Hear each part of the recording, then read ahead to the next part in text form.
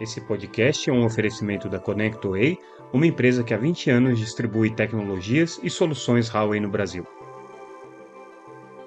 Olá pessoal, tudo bem? Aqui é Samuel Possebon, editor da Teletime. A gente está de volta com mais um Boletim Teletime. Hoje fazendo um episódio um pouco diferente do que o que a gente normalmente faz. A gente vai fazer um balanço do que aconteceu essa semana em Barcelona durante o Mobile World Congress 2024. Vamos falar de alguns temas importantes também que aconteceram aqui no mercado brasileiro. Algumas questões que estão aí na ordem do dia, a questão da desoneração da folha de pagamentos, a questão da Oi, muito importante, com alguns acontecimentos. A gente vai tentar analisar um pouco aquilo que pode acontecer aí nas próximas semanas. Então vamos começar justamente por esse assunto, que é um assunto que eu sei que é recorrente, tem muito interesse, e aí a gente tira esse tema da frente. A questão da Oi está na seguinte situação, tá?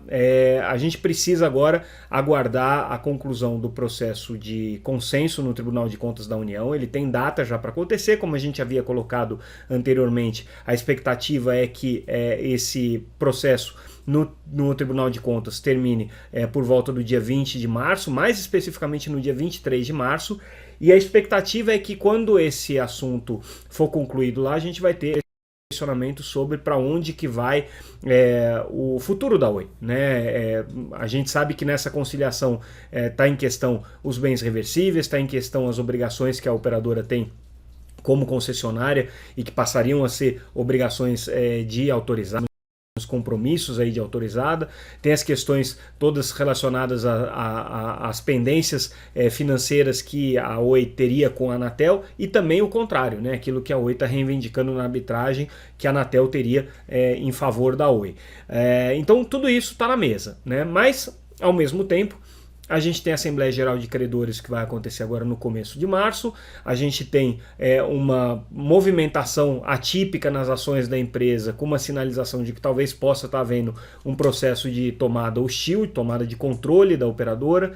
Então, o cenário é muito complexo, é um cenário muito tumultuado para a gente poder cravar o que vai acontecer com a Oi ao final de tudo isso. Quais são as alternativas? Dá tudo certo na negociação com o Tribunal de Contas da União, a Anatel consegue fazer essa migração e aí a Oi vai passar a ser uma autorizada, zera as pendências com relação à questão da arbitragem, zera as pendências com relação à Anatel, e aí pelo menos ela libera os bens reversíveis, vai seguir a vida ali tentando aprovar o seu plano de recuperação junto à Assembleia Geral de Credores.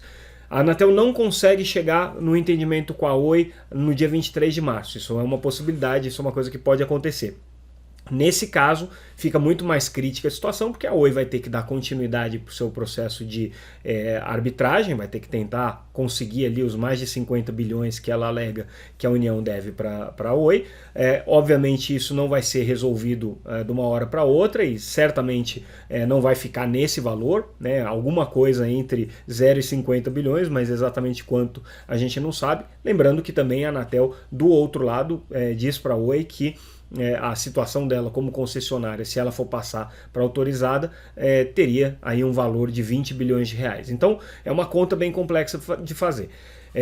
Caso não haja aprovação na Assembleia Geral de Credores, obviamente o cenário da falência é um cenário que a Oi vai ter que lidar, né? Então, assim, é uma situação que depende aí dessa Assembleia Geral de Credores ter um desfecho positivo, como foi a primeira recuperação judicial, em que a Oi teve praticamente 100% da aprovação dos seus credores, só ficou pendente naquela ocasião a própria Anatel, né, por uma outra circunstância. A Anatel não queria correr o risco de fazer um acordo com relação às multas. E ainda tem isso, né, tem as multas que a Anatel, no final das contas, acabou não abrindo mão.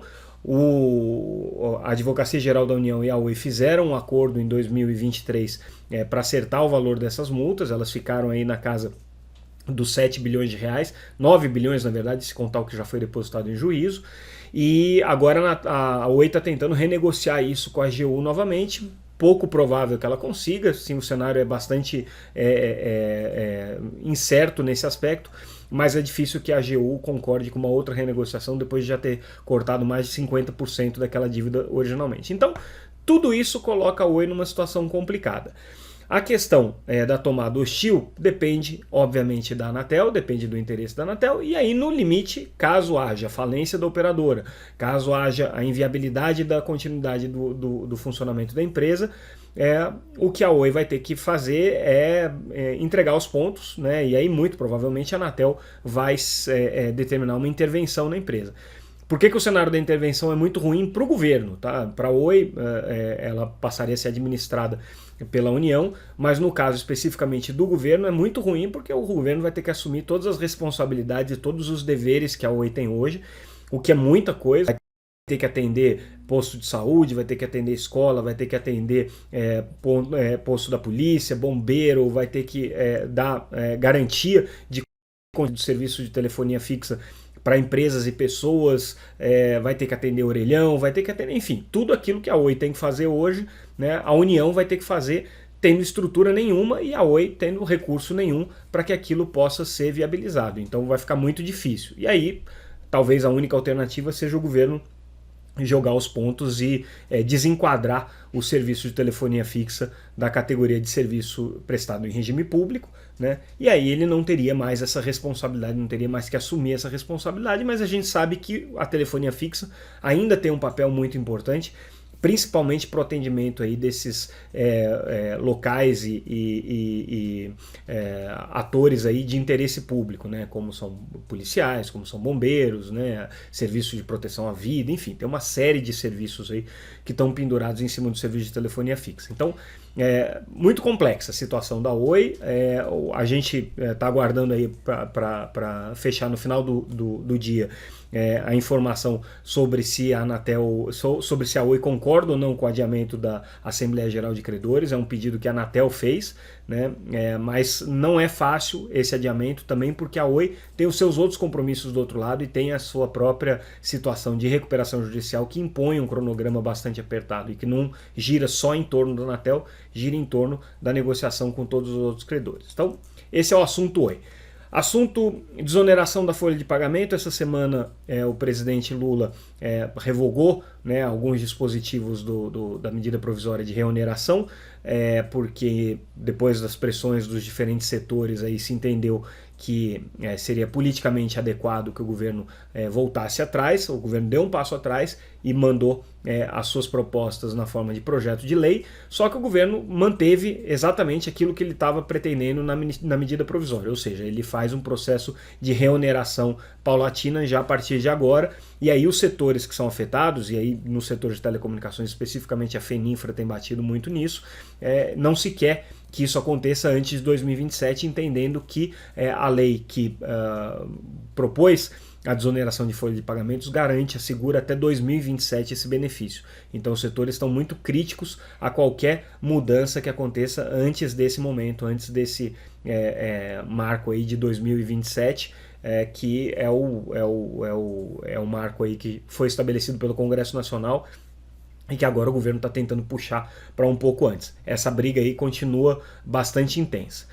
Vamos falar então agora sobre o balanço do Mobile World Congress que aconteceu essa semana em Barcelona, e aí eu vou fazer um paralelo com aquilo que a gente já tinha comentado logo na abertura do evento sobre o que seriam os principais focos aí de debate. Primeiro, relacionamento entre empresas de internet e empresas de telecomunicações. A gente já vem acompanhando nos últimos anos, já há muito tempo, esse pleito das empresas de telecomunicações para que as empresas de internet passem a participar de uma maneira mais ativa nos investimentos na infraestrutura de rede de telecomunicações, compartilhar receitas com as empresas de telecomunicações, enfim, tornar esse ambiente, esse ecossistema digital um pouco mais equilibrado em favor das empresas de telecomunicações que alegam que hoje eles fazem grande parte dos investimentos, tem que cuidar do funcionamento da rede, enquanto todos os serviços que têm agregado valor e que têm trazido recursos para esse ambiente da economia digital são direcionados para as Big Techs. O que teve de novo no Mobile World Congress foi justamente uma nova abordagem das operadoras de telecomunicações. Em vez de falarem naquele antigo fair share, que seria uma espécie de uma cobrança, né, de uma tarifa para uso da rede, né, as operadoras de telecomunicações passaram a defender o uso racional e sustentável de telecomunicações. Isso se dá de várias maneiras, né? Se dá sim de uma maneira que haja um esforço compartilhado de investimento nessa infraestrutura, mas também se dá na forma de racionalização do tráfego de dados, do consumo de dados, de acordos bilaterais ali que permitam com que as operadoras de telecomunicações façam a gestão desses dados, eventualmente passa pela quebra da neutralidade de rede, porque você teria que ter acordos comerciais nessa gestão, passa também pela questão da sustentabilidade energética, de você fazer o uso da rede gastando menos energia, gastando menos recursos naturais, né? Então esse tem sido um novo foco dado aí pelas operadoras de telecomunicações, principalmente as europeias. A Telefônica verbalizou isso de uma maneira bastante contundente. A gente até, durante o Mobile World Congress, falou com o presidente da Telefônica, o José Maria Alvarez Palhetti, sobre esse tema, e ele foi enfático em dizer que não é uma questão de cobrar uma taxa, é questão de você fazer um uso racional da rede, é isso que as operadoras de telecomunicações estão cobrando, né? Já do ponto de vista das operadoras brasileiras, a gente também fez uma entrevista com o presidente da Claro, o José Félix, em que ele falou que o que a gente quer é poder sentar e negociar com as operadoras de internet, com as empresas de internet, como a Claro já fez com Netflix e Globoplay, por exemplo, e incluiu isso daí nas suas ofertas de serviço de TV. Então, do ponto de vista das operadoras de telecomunicações, o que se busca é justamente esse entendimento comercial. Tudo isso passa pela questão da neutralidade, né? O presidente da Claro, José Félix, falou justamente que o dispositivo da neutralidade de rede cria uma condição assimétrica de negociação, e isso foi reforçado pelo presidente da Anatel, Carlos Baigorre, numa fala que ele fez durante o painel ministerial que aconteceu lá em Barcelona, em que ele disse exatamente isso.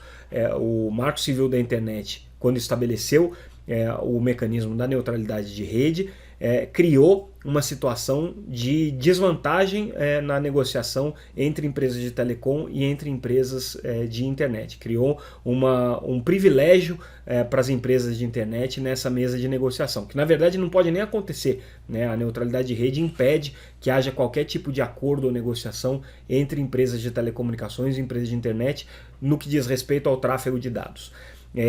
Foi uma fala bastante enfática, o que indica o sentido de que talvez haja em algum momento uma discussão sobre esse dispositivo da neutralidade. O problema é que as empresas de internet estão justamente se apegando na questão da neutralidade.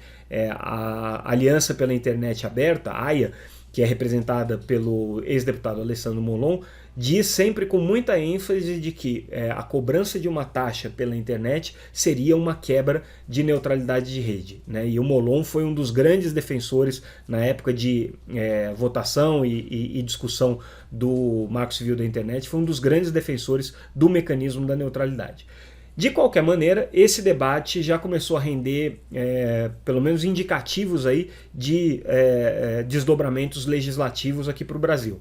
A gente teve um posicionamento do deputado Reginaldo Lopes, que participou da comitiva brasileira a Barcelona, dizendo que vai apresentar um projeto de lei para tratar dessa questão. Esse assunto, de alguma maneira, já é tratado também no projeto do deputado João Maia. E o próprio ministro das Comunicações, Juscelino Filho, disse que vai apresentar também um projeto de lei no sentido de obrigar as empresas de internet a contribuírem com os fundos de universalização.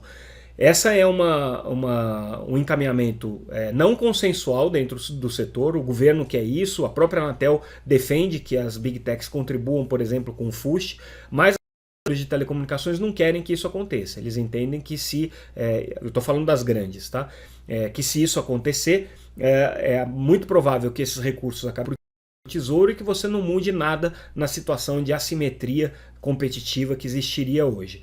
Já as pequenas empresas de internet, representadas principalmente pela Brint e pela Telcomp, têm sim o entendimento de que talvez a contribuição para o FUSH seja o melhor caminho, né? Então a gente ouviu de alguns atores aí do mercado de telecomunicações de pequeno porte justamente essa defesa, utilizar os recursos do FUSH para universalizar a internet, universalizar o acesso, e seria importante que as Big Techs contribuíssem para isso. Então, esse foi o resumo do que aconteceu em relação à questão da internet, do relacionamento entre as operadoras de comunicações e as empresas de internet. Mas teve muito mais coisa discutida durante o Mobile World Congress, e um dos principais temas foi a questão da rentabilização do 5G. Basicamente, ninguém está ganhando dinheiro com 5G hoje. Todas as operadoras estão muito preocupadas sobre como fazer com que esse crescimento da base que está acontecendo, o crescimento dos investimentos que também está acontecendo, reverta uma tendência de decréscimo das receitas e de redução das margens das empresas de telecomunicações, o que também está acontecendo. Então, a grande preocupação é como ganhar dinheiro com 5G, como que as operadoras conseguem ganhar dinheiro com 5G. E aí tem alguns caminhos que aparecem. Um deles é o crescimento do mercado B2B, o mercado corporativo. É uma tendência que eu acho que é praticamente inevitável hoje a gente falar no desenvolvimento do mercado de redes privativas.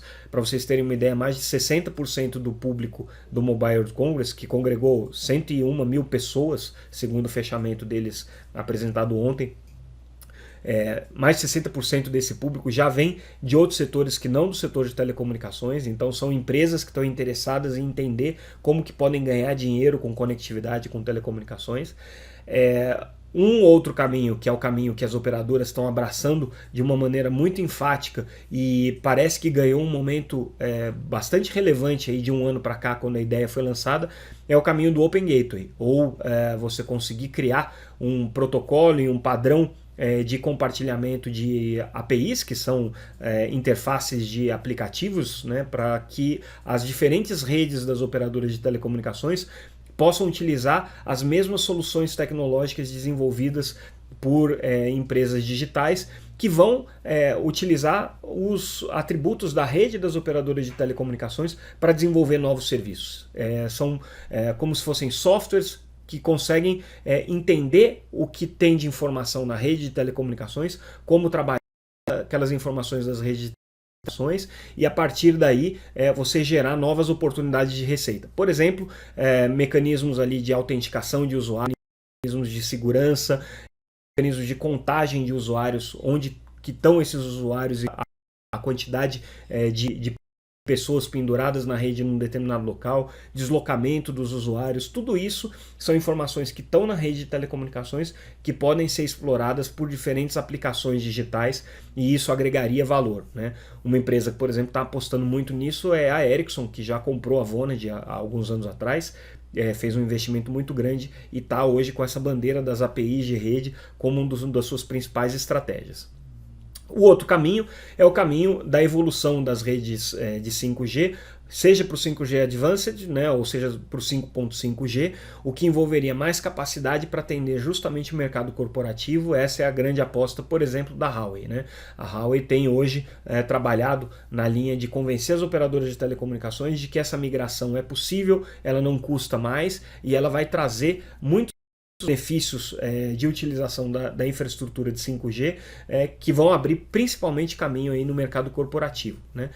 E existe também a questão da simplificação das operações, né? Hoje as operações de telecomunicações estão cada vez mais complexas, com mais sistemas embarcados, mais dificuldade de você conseguir integrar diferentes vendors, diferentes soluções, e aí muitas operadoras apostando aí em alternativas para você conseguir criar camadas que simplifiquem as operações das redes de telecomunicações justamente para se desenvolver essas aplicações corporativas.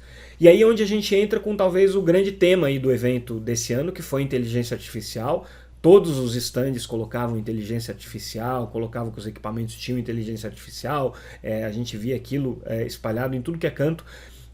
Tem que separar um pouco o que de fato é um trabalho no sentido de desenvolver inteligência artificial em cima das redes de telecomunicações e o que não é só aproveitar aquilo que já existia antes, quando a gente falava de machine learning, quando a gente falava de big data, quando a gente falava de cloud, né, que obviamente são elementos fundamentais e importantes para o desenvolvimento da inteligência artificial, mas que não são de maneira completa inteligência artificial quando a gente fala das engines de inteligência artificial generativa, por exemplo, dos recursos de desenvolvimento de redes neurais e tudo mais. Bom, o fato é que a inteligência artificial estava em tudo que é canto ali, E a gente viu alguns movimentos importantes da indústria. Criação de algumas associações para padronizar, tentar fazer com que os algoritmos de inteligência artificial, as engines de inteligência artificial, entendam a lógica do mercado de telecomunicações e façam um aprendizado de máquina dedicado para essas redes de telecomunicações, para evitar erros, evitar alucinações, né, e outros problemas que as redes neurais de inteligência artificial acabam tendo e que, se acontecessem no ambiente de telecomunicações, poderia ser o caos, né? Então, você treinar a inteligência artificial para entender o mercado de telecomunicações e poder agir de maneira a prever problemas, a antecipar estratégias, antecipar recursos, posicionar os recursos da rede, né? E de alguma maneira fazer com que as operadoras de telecomunicações se otimizem com esses recursos de inteligência artificial. Então essa foi uma tendência que a gente viu em vários momentos no evento. E uma outra tendência que a gente não estava prevendo que viria nessa edição de 2024 do Mobile World Congress, mas que me chamou muita atenção, é de internet das coisas. É um tema que alguns anos atrás era o tema da moda, a gente só falava de IoT, depois aquilo entrou um pouco, né, em compasso de espera, uma certa frustração, por que não estava acontecendo IoT, por que aquilo não decolava, e aí nesse ano voltou com muita força, né, com uma perspectiva aí bastante interessante de crescimento, utilizando uma combinação de redes de 5G, de 4G, Narrowband, Broadband, e agora com a novidade das conexões direta por satélite, né, que tem sido aí um tema super comentado. Várias empresas dessas de satélite, como a Starlink, a ST, a Link e outras empresas, a Satellite IoT, várias empresas que mexem com esse conceito de internet das coisas via satélite, participando do evento, fora as tradicionais operadoras de satélite que estavam lá também, a Spasat, que inclusive apresentou aí uma parceria com a Telebrás para desenvolver capacidade para a Telebrás aqui no Brasil, a SES, com um foco muito grande na questão do backhaul, né, com provimento de capacidade de satélite para empresas de 5G, a Intelsat participando do evento também, várias outras empresas de satélite participando, e esse casamento, essa aproximação entre os satélites e os operadores de telecomunicações parece que está ganhando corpo, está ganhando velocidade. A gente também viu muito sobre espectro durante esse evento, né? Muito debate sobre espectro, qual que vai ser o espectro para o 6G, como é que ficou a questão dos 6 GHz no final das contas, no caso especificamente brasileiro, qual que vai ser o futuro da faixa de 700 MHz. Resumo bem rápido, 700 MHz aqui no Brasil, a Anatel ainda está dividida e tentando achar uma solução. Vai para um segundo colocado no leilão de 700, no leilão de 5G, mas que licitou a faixa de 700, que era da Winit, ou vai abrir para caráter secundário. Tudo indica que a Anatel vai para o caminho do caráter secundário, porque já tem mais de 14 pedidos para isso. Mas a agência está trabalhando no modelo para tentar fazer com que Highline ou Datorá assumam os compromissos que haviam sido colocados no edital e que a Winit chegou a assumir, mas depois, ao desistir da sua licença, aquilo volta para a União, e a União agora tem um problema de como atender 35 mil quilômetros de estrada, uma vez que esse era o compromisso da faixa de 700 MHz. No caso dos 6 GHz, muita pressão da Abrint, que participou do evento, fazendo campanha para manter o 6 GHz full para o uso não licenciado, a Cisco, né, se manifestando também de maneira bastante contundente com relação à sua frustração com a possibilidade do Brasil rever a posição na faixa de 6 GHz, e obviamente empresas aí que defenderam isso, como é o caso da Huawei, felizes da vida e tentando aí ganhar momento nessa discussão.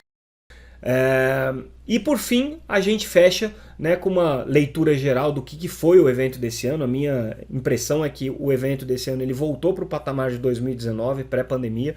Foram mais de 100 mil pessoas, todos os pavilhões muito mais cheios do que nos anos anteriores, e já com a expectativa para o ano que vem de um evento ainda maior. Vai acontecer no comecinho de março, na semana do Carnaval, de 3 a 6 de março.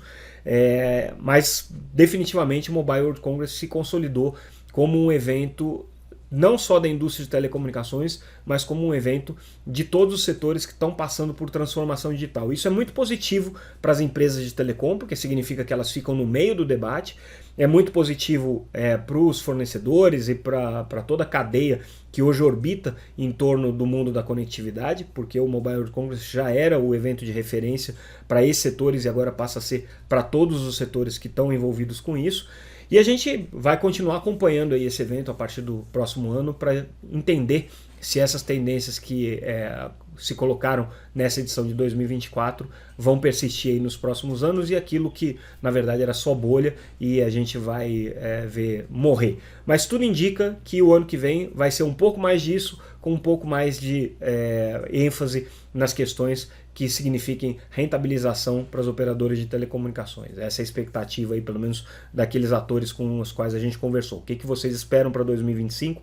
Esperamos que em 2025 as operadoras já tenham descoberto como ganhar dinheiro com 5G, porque se as operadoras não ganham dinheiro, não tem investimento. Se não tem investimento, não tem desenvolvimento tecnológico. É isso, pessoal. Com isso a gente encerra a nossa cobertura dessa semana, cobertura especial do Mobile World Congress.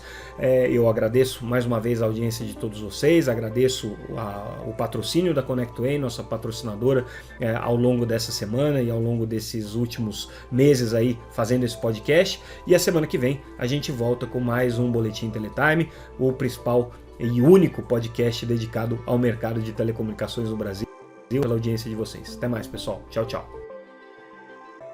Esse podcast é um oferecimento da ConnectWay, uma empresa que há 20 anos distribui tecnologias e soluções Huawei no Brasil.